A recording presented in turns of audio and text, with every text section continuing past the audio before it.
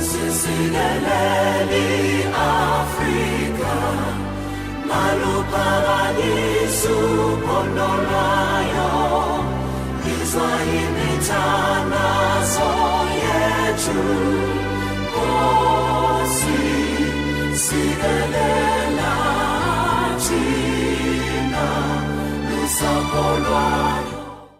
Le 4e séminaire du CRI panafricain s'est tenu le samedi 19 octobre 2013 à Nice, dans le sud de la France. C'est le relais international de la jeunesse Claire-Vallon de Nice qui a abrité les travaux du 4e séminaire qui constituait la rentrée politique du mouvement. Les séminaristes sont venus de Paris, Caen, Bordeaux, Toulouse, Dijon, de la Belgique et de l'Italie. Le mot de bienvenue a été prononcé par Monsieur Julien Porquet, président du CRI panafricain de Nice et trésorier général du mouvement. Mesdames, Mesdemoiselles, Messieurs, chers amis, chers camarades, à vous, je prends parole pour souhaiter à chacun, à chacune, à toutes, à tous, bienvenue et à Kwaba. Bienvenue à cette rencontre-conférence première de Nice, organisée par la section de notre ville hôte, Nice Métropole et Région PACA.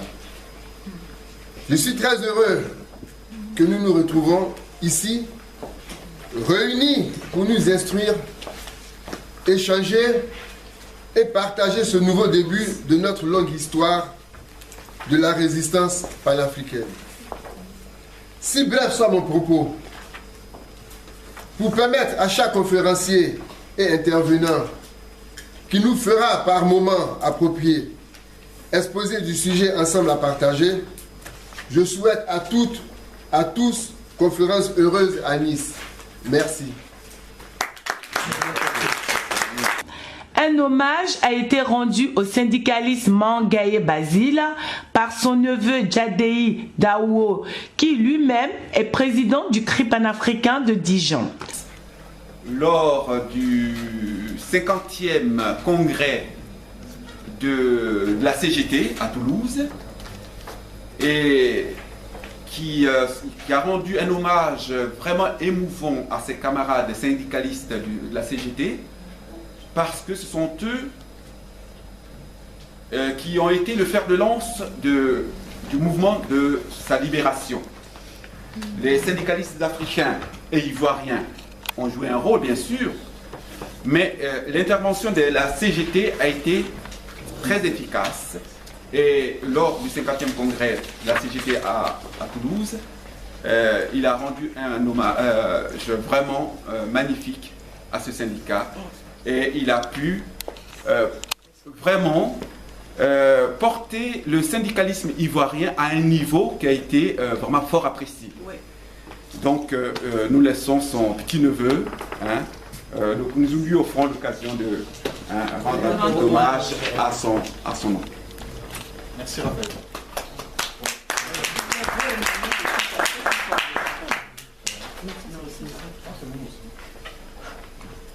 Donc, je vais juste commencer par présenter un peu Basile, son parcours au niveau de la Côte d'Ivoire, au niveau du syndicalisme. Et ensuite, je laisserai Basile s'exprimer un petit peu. Une vidéo qu'on peut trouver même sur Internet. Et ensuite, une petite vidéo aussi lue par Grégory Poch, écrite aussi par Théophile Foucault. Un peu plus fort. Sur Basile en fait. Excusez-moi si je n'ai pas parlé assez fort. L'émotion aussi. Et l'émotion aussi. Donc nous rendons hommage aujourd'hui à un grand homme, Basile Mangaye, fondateur et secrétaire général du syndicat Dignité. Il a fait ses études en Belgique, il était juriste de formation. Lorsqu'il rentre en Côte d'Ivoire, il est recruté par le ministère du Travail et de l'ivoirisation des cadres. Déjà une appellation un peu bizarre, mais c'est à l'époque, dans les années 80-90. Donc il a pu ainsi voir les incroyables difficultés des travailleurs de Côte d'Ivoire, les injustices qu'ils subissaient sous le parti unique et une centrale syndicale unique. Donc ça remonte vraiment à il y a quelques années. Donc le 1er mai 1988, le syndicat Dignité est mis en place le jour de la fête du travail. Il affirme son indépendance vis-à-vis du parti unique, du gouvernement et des organisations religieuses. De ce fait, des salariés syndiqués chez Dignité sont licenciés. Basile Manguaé, fondateur de Dignité, est alors jeté une dizaine de fois en prison. Voilà, sans commentaire, mais vous comprenez la chose. Donc en 91, Basile Manguaé porte plainte contre le gouvernement auprès de l'Organisation internationale du travail pour l'abrogation des libertés syndicales par l'État. Celui-ci, dirigé à l'époque par Alassane Dramane Ouattara, est obligé de reconnaître le syndicat Dignité qui, depuis, assiste, comme d'autres, aux cérémonies officielles du 1er mai. C'est une bataille de gagner, mais il en reste encore beaucoup d'autres, encore à remporter. En 1994, c'est donc de haute lutte, après avoir eu dans ses rangs 73 morts, que Dignité a pu enfin conquérir son statut de premier syndicat libre de Côte d'Ivoire. Basile Manguaé apporta également son aide au niveau international, car il présida pendant plusieurs années la Confédération mondiale du travail. C'est-à-dire qu'il était vraiment, comment vous expliquer, il faisait partie au niveau mondial ou international avec les Dignité. Il était affilié aussi avec la CGT, la CFDT, tous les syndicats en fait, on va dire au niveau international. Et l'acte qu'ont pu poser les syndicalistes français mais qui gèrent aussi l'Afrique ou au niveau international en partant de la France, mais qui ont une vision sur l'Afrique ou le monde. Ils se sont déplacés quand même à 2 ou 3 reprises pendant son incarcération, entre guillemets, ou son emprisonnement à Boundiali, pendant donc les 22 mois. Ils sont déplacés jusque là-bas. C'est-à-dire qu'ils ont été encadrés par les militaires français pour arriver sur place, voir dans quel état il était emprisonné. Ils ont pu échanger avec lui. Et c'est vrai que moi, j'ai essayé de lancer un petit appel comme ça à tous les syndicats en France, de ma petite personne, pour savoir ce qu'il en était et qu'est-ce qu'eux savaient de ce côté-là, quoi, en fait. Et j'ai eu un retour, quelqu'un qui m'a dit qu'en fait, le sujet était très, très, très chaud, qu'il ne fallait pas beaucoup en parler, mais qu'on attendait de voir comment ça allait évoluer. Et on a obtenu en fait sa libération en décembre 2012. Donc après 22 mois d'incarcération. Et pour une décision judiciaire, il n'y avait rien. Aucune des accusations étaient fausses. Et en fait, il a fait 22 mois de prison pour rien. Et 8 mois plus tard, il est décédé. Bon, voilà ce à quoi nous amène le régime actuel. Donc c'était donc une présentation sur Basile Manguaé. Et maintenant, je vais vous présenter un petit aparté de Basile quand il était au 50e congrès de la CGT. C'était à Toulouse. C'était à Toulouse. C'est Toulouse. Il faut ajouter qu'il est mort à la suite de torture. Ah bah oui, oui, suite aux séquelles. Juste pour vous expliquer, même aux membres de sa famille, bon, moi je suis un membre un peu éloigné, mais même à des membres très proches, des oncles même à moi, il ne leur a pas dit qu'il était pas bien. Et je suis sûr que même son plus grand ami très proche, il ne lui a pas dit qu'il n'était pas en forme ou quoi que ce soit. Il a caché ça. C'est-à-dire que j'ai même des membres de ma famille qui ont découvert que quand il est mort, qu'il avait subi des choses. De ce point, c'est pas quelqu'un qui se plaignait, quoi. Voilà. C'est quelqu'un qui essaie de faire avancer et le pays, et pour les travailleurs, et pour les Ivoiriens, comme une certaine personne qu'on connaît tous. Et c'est des gens comme ça qui ne recherchent pas à se venger de ce qu'ils ont vécu. Ils savent ce pourquoi ils sont là, ils savent où ils vont et ce qu'ils doivent faire, quoi. Voilà. C'est pas des gens qui regardent leur personne, ils regardent d'abord autour d'eux avant de regarder leur propre personne. Merci. Voilà, excusez-moi. Les interventions se sont succédées dans le but de donner une nouvelle orientation à la lutte politique du mouvement. Le CRI panafricain, par la même occasion, s'est doté d'un Conseil national France, présidé par Madame Louise Fauché, présidente du CRI panafricain de Caen, et d'un conseil juridique représenté par Maître Nathalie Maldonado, avocate au barreau de Nice. Alors, je vous présente ici l'avocate du CRI panafricain Nice et à la fois du CRI panafricain national et plus tard international qui est là, mademoiselle Nathalie Maldonado, ici présente.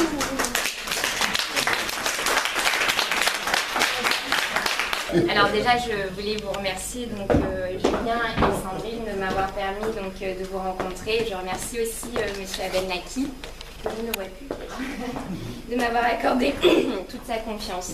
Alors, je suis donc avocate au barreau de Nice. Alors, en tant que conseil juridique, je vous demanderai simplement de ne pas alimenter la polémique qui est mise en place, de ne pas répondre aux accusations qui pourront effectivement, ou qui peuvent, puisque moi je ne suis pas sur Paris, puisque je réside donc sur Nice, qui pourront vous être d'autres membres de l'autre association qui pourront venir vous voir et créer une polémique. Donc je vous demanderai de garder toute dignité. C'est le seul conseil qu'en tant qu'avocat je vous donnerai, et je vous demande de le faire, de ne pas alimenter cette polémique et de ne pas répondre par le biais d'Internet, etc. Est-ce que vous avez des questions particulières ? Non. Aucune revendication. Aucune révolution. Voilà, donc je suis à votre entière disposition pour chacun d'entre vous. Donc vous pouvez demander donc mes coordonnées à Monsieur Naki et je me ferai un honneur et un plaisir donc de vous répondre. Et je vous remercie encore Monsieur Naki de m'avoir accordé toute votre confiance. Et c'est un grand honneur pour moi de représenter aujourd'hui sur un plan juridique votre association. Voilà. Au nom de mes amis, mes camarades, d'abord vous remercier, vous saluer d'avoir accepté de défendre les intérêts de notre mouvement politique. Est-ce qu'il est possible que, à votre initiative, le conseil puisse s'agrandir?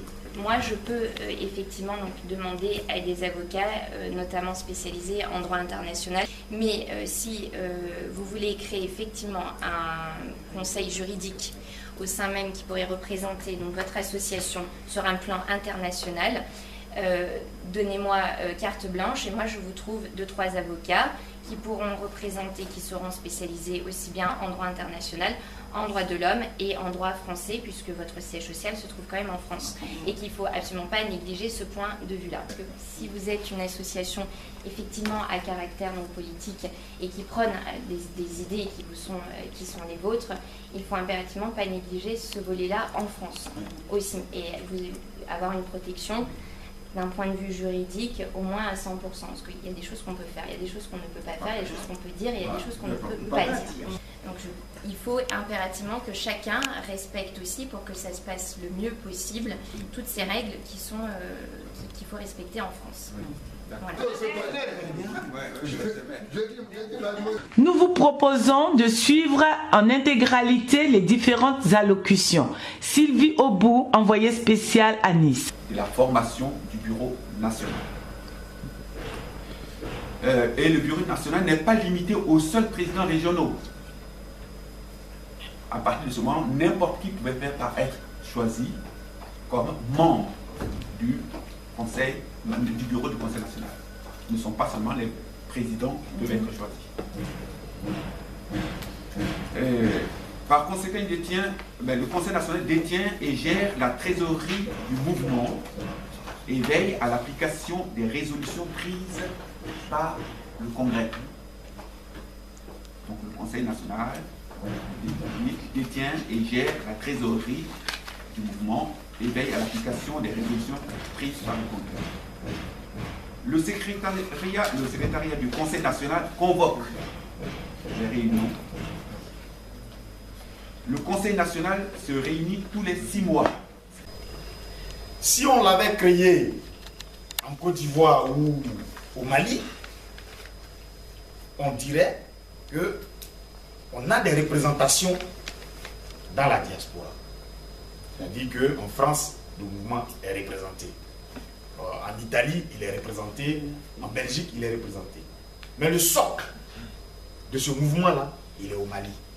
Les statuts sont au Mali. Les règlements intérieurs sont au Mali. On envoie copie à ceux qui nous représentent dans la diaspora. Sauf que nous, c'est dans la diaspora que nous créons notre mouvement. C'est ça qui fait un peu la différence. Maintenant, parlant des représentations des autres délégations. ça a été très bien expliqué. Le CRI panafricain, au départ, était un mouvement de masse. Souvent, on ne fait même pas de réunions, on fait des marches. Je ne te coupe pas la parole. Je t'aide. Non, il ne faut pas couper la parole. Le CRI panafricain, au départ, c'est fini. Le départ, là, on a déjà avancé. Non, il faut comprendre le départ. Je suis désolé, Kassoum. Il faut comprendre le départ. Le départ est déjà fait. Il faut comprendre, il faut expliquer le départ pour comprendre le présent et construire le CRI panafricain qui vient. Donc, je dis qu'au départ, c'était un mouvement qui était spontané. Et puis, à un moment donné, on s'est dit, tiens, il y a des gens qui se déplacent, qui viennent. Pourquoi ne pas les intégrer? On a dit, bon, créons des sections, des bases. Et ça a été fait. Quand on a créé les bases, les statuts, c'était des statuts standards. Donc, on s'est dit, il faut qu'on se dote d'outils. Et donc, il faut qu'on revoie nos statuts. C'est là qu'on a mis en place les séminaires. Non, mais on a voulu intéresser tout le monde. Donc, on fait des séminaires tout le monde. Mais c'est pour construire. C'est pour construire ce qui va être pour nous, demain, une référence. C'est-à-dire nos tests. Je suis très bien d'accord avec Dosso quand il dit il n'aura pas de statut Belgique, il n'aura pas de statut Canada, il n'aura pas de statut Abidjan. Le CRI panafricain et le CRI panafricain, il a un seul statut. Il a un seul règlement intérieur qui peut peut-être être amendé, le règlement intérieur dans le pays selon les petites choses. Mais c'est le seul et même CRI panafricain. Et votre présence à ce séminaire est important, c'est un séminaire de formation. C'est pour ça que je suis parti du départ. C'est très important que vous soyez là, parce que nous sommes en train de construire, et ce que nous construisons, test, ce que nous sommes en train de mettre en place, il faut que vous y participiez aussi. C'est pour ça qu'on vous fait appel. Vous ne venez pas prendre une feuille de route pour aller chez vous, vous venez pour qu'ensemble on puisse construire. Là, on parle du Conseil national France. Effectivement, il faut qu'on parle du Conseil national France, parce que le CRI panafricain est né en France. S'il était né en Côte d'Ivoire et qu'il n'avait pas encore de documents, on parlerait du Conseil national ivoirien. Hein? On parlerait de ça. Même si quelqu'un qui était aux États-Unis il est venu, il vient, on parle de Côte d'Ivoire. Parce que c'est là que c'est né. Et lui, quand ça sera fini, il prendra les statuts là pour aller faire la même chose dans son pays pour que le mouvement soit représenté là-bas. Et vous avez la chance, parce que vous venez au moment où nous sommes en train de construire ces documents-là. Vous avez la chance parce que vous venez au moment où nous sommes en train de poser les jalons. Donc demain, c'est vous qui allez être encore les porte-voix dans d'autres pays pour pouvoir expliquer ce que c'est que le CRI panafricain. Nous ne sommes pas un vieux parti politique, on n'a même pas 2 ans d'existence. C'est vrai qu'on a des actions qui portent et à l'extérieur on croirait que ça fait 15 ans qu'on est, ça fait 20 ans qu'on est, mais on est en train de construire. On est en train de construire. Et donc votre présence ici est importante et elle est à saluer. Donc voilà pourquoi je termine pour dire qu'il n'y aura pas de CRI panafricain Belgique, enfin de statut Belgique, ce sera le même statut. Or, ce statut-là, il faut qu'il soit installé, il faut qu'il soit consolidé sur la base de là où le CRI panafricain est né. Je voudrais souligner quelque chose, peut-être que beaucoup ne le savent pas. En parlant tout à l'heure, il a parlé de Bondiko. Effectivement, nous avons voulu mettre des bases à travers toute la région des Ansans. Mais les personnes qui sont chargées de faire cela, une fois ils m'ont appelé comme ça pour dire, mais écoute, nous allons prendre des décisions ici pour signaler notre présence sur le terrain. Et ils ont bloqué une entreprise qui exploitait des manganèses dans la région, qui a détruit toutes les plantations, qui a détruit toutes les maisons, etc., etc. Et ils ont bloqué cette société pendant 2 semaines. Alors ils ont été arrêtés, actuellement ils sont en prison. Il y a mon neveu qui a été frappé, qui a perdu connaissance, mais actuellement il est toujours dans l'armée là-bas. Donc c'est pour signaler cela. Si chacun d'entre nous a quelque chose à faire dans ce domaine, qu'on essaye de les aider. C'est tout. Saluez les séminaristes. Monsieur le Président, saluez votre courage, votre engagement et votre détermination pour la libération de la Côte d'Ivoire et de toute l'Afrique entière. Au moment où notre Afrique est plongée dans des guerres inutiles, dans la torture, dans la gabégie, dans les atrocités, dans les abominations, dans la corruption, Monsieur le Président, nous, CRI panafricain de l'Italie, nous nous trouvons à la croisée des chemins. Et là, il faut faire un choix. Et notre choix cet après-midi, mesdames, messieurs, c'est le CRI panafricain. C'est notre choix pour la libération de notre pays, pour la libération de la Côte d'Ivoire. Sans fusil, sans missile, sans machette, sans couteau, sans cailloux, sans violence. Oui, sans violence. Sachez que vous n'êtes pas seul dans ce combat, Monsieur le Président. Nous sommes avec vous pour installer des sections de base à travers l'Italie. Oui, des sections de base. Mais nous avons besoin de moyens. Nous avons légalisé le CRI panafricain en Italie sous la forme d'association. Et nous avons besoin de votre soutien pour qu'il y ait des sections à travers l'Italie. C'est de ça. Et c'est ce qui est important pour nous. C'est pour ça, ce soir, nous voulons dire au président fondateur de nous aider. Et à vous aussi, chers camarades. Maintenant, permettez-moi de dire aux marionnettistes et à leurs marionnettes que l'Afrique n'est pas une poche. Amen. Oui, des années sont passées. La lune a succédé la lune. Les étoiles ont brillé et nous sommes restés enchaînés. Les vagues de la mer se sont levées avec impétuosité sur notre pays, la Côte d'Ivoire, et sur l'Afrique. Des jeunes ont été torturés et massacrés. Des pères de famille égorgés. Des enfants jetés dans des puits. Et certains ont été mis dans des barils d'eau enfermés. Des femmes violées. Des femmes enceintes, éventrées. Les jeunes filles ont été soumises à des traitements cruels, inhumains et dégradants. Monsieur le Président fondateur du CRI panafricain, et maintenant, oui, je dis maintenant, se lève le soleil de la Côte d'Ivoire et de l'Afrique à travers le CRI panafricain. Je vous remercie. C'est-à-dire CRI panafricain sur l'océan de la vie politique ivoirienne et africaine. Et au regard du temps et des énergies déployées dans l'accomplissement des tâches que nous avons effectuées pour ce voyage, nous pouvons tous être fiers. Oui, nous pouvons être fiers de la volonté et de la foi qui nous anime.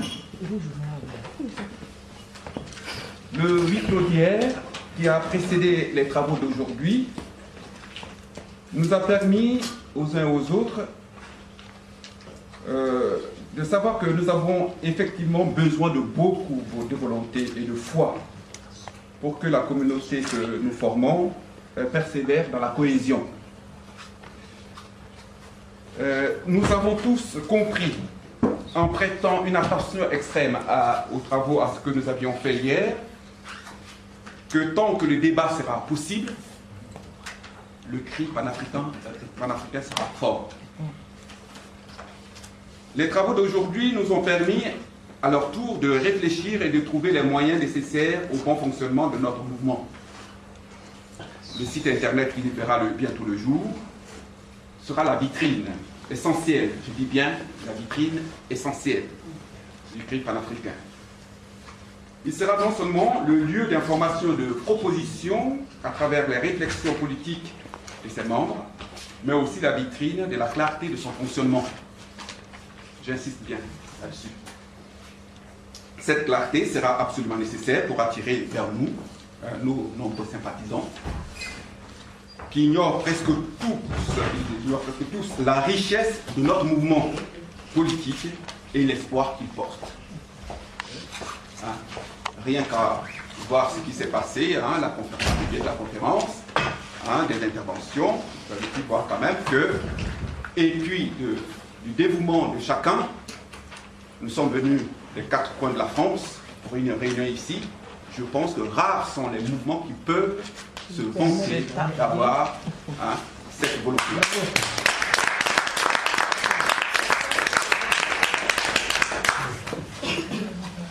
Donc, effectivement, notre mouvement porte un espoir. Quel est cet espoir? S'agit-il de l'espoir de voir le président Laurent Gbagbo libéré? Non. C'est l'espoir dont il est ici question va au-delà de la libération de l'initiateur de la démocratie ivoirienne.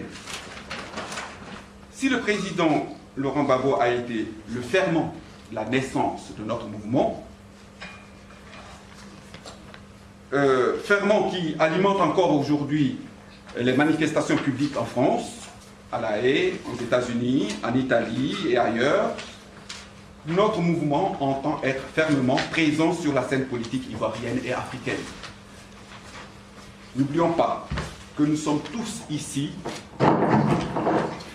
des hommes et des femmes qui avons reçu un enseignement en héritage et que nous avons le devoir de faire prospérer cet héritage. Cet enseignement reçu en héritage, c'est l'amour du droit constitutionnel. Dans l'exposé, Louise a insisté sur la nécessité de constitution dans les pays, différents pays africains. Donc, l'amour du droit constitutionnel, de la démocratie et du développement équitable de la Côte d'Ivoire. Il serait impensable qu'après avoir reçu ce bel héritage du président Laurent Gbagbo, nous nous désengagions de ce bel idéal, tout simplement parce que nous avons obtenu sa libération. Non, nous n'avons pas le droit à cette démobilisation.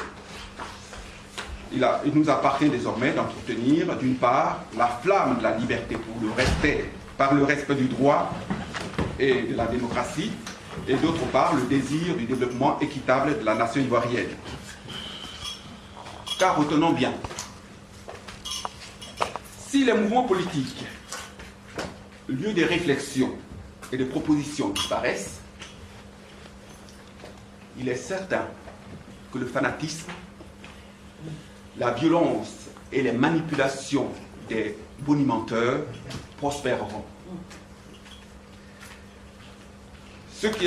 En d'autres termes, ceux qui aiment à dire qu'ils ne veulent pas faire de la politique verront les voyous, les voleurs et les manipulateurs étrangers venir en Côte d'Ivoire faire la politique à notre place.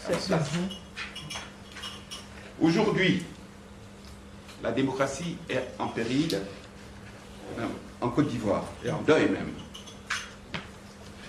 Il suffit de voir l'Assemblée nationale. Elle est formée comment? Seulement des deux partis, des députés des deux partis qui ont soutenu le président qui est aujourd'hui en place. Alors, aucun député ivoirien ne peut aujourd'hui se réclamer de l'opposition. C'est comme si en France, l'Assemblée nationale n'était constituée que par les députés de la droite. Cet état des choses s'appelle tout simplement la dictature du parti unique. En retenant donc, chers camarades séminaristes, que nous devons porter non seulement l'espoir de la libération du président Laurent Gbagbo, mais également l'espoir du retour au jeu démocratique qui permettra à chaque mouvement politique de faire valoir ses talents. C'est tout ce que nous demandons. Mais pour poursuivre et atteindre ce but, il nous faudra beaucoup de discipline et parfois d'abnégation. Aussi, je voudrais... Il est là, le camarade président. Voilà. Je voudrais finir en prenant une image pour nous tous. D'abord, m'adresser à toi, cher camarade président fondateur du panafricain. Tu seras le fer de lance du mouvement. Bien sûr, tu es la pointe qui doit piquer pour que l'ennemi morde la poussière. Mais parler de pointe de lance, du fer de lance, c'est supposer que il faut un manche qui le tienne, sur lequel il doit être implanté. Alors vois-tu, dans les éléments que nous avons constitués, le secrétaire général que tu as choisi, en l'occurrence moi, et les collaborateurs, les camarades qui vont te suivre, c'est-à-dire les conseillers, vont constituer ce manche. Sans cela, tu seras isolé. Si la pointe, la lance, perce l'ennemi, quand le chasseur va à la chasse, que la pointe reste